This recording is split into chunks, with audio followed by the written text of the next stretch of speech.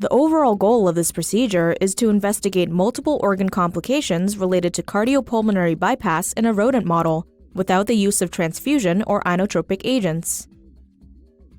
This method for CPB in a small animal can help improve key operations in the cardiovascular surgery field.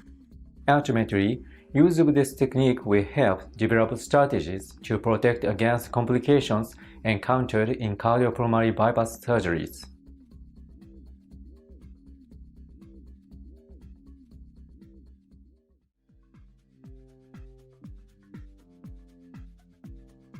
First, set up the cardiopulmonary bypass circuit. Connect the polyvinyl chloride tubes with a venous reservoir, pre-designed for the CPB circuit, and connect the tubes to a modified neonatal membrane oxygenator.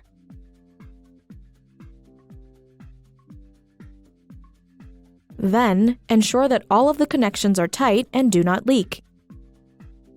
Next, on a height-adjustable table, secure the circuit to a roller pump. Then, set the table's height to 10 centimeters below the plane of the experiment.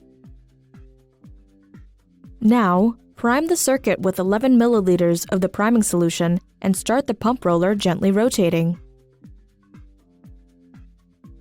Then, put an 18-gauge venting needle into the reservoir and heat the circuit using a heat lamp positioned over the reservoir. Next, tilt the membrane oxygenator and trigger it several times to de-air the line. This step is essential to preventing air embolisms and insufficient oxygenation.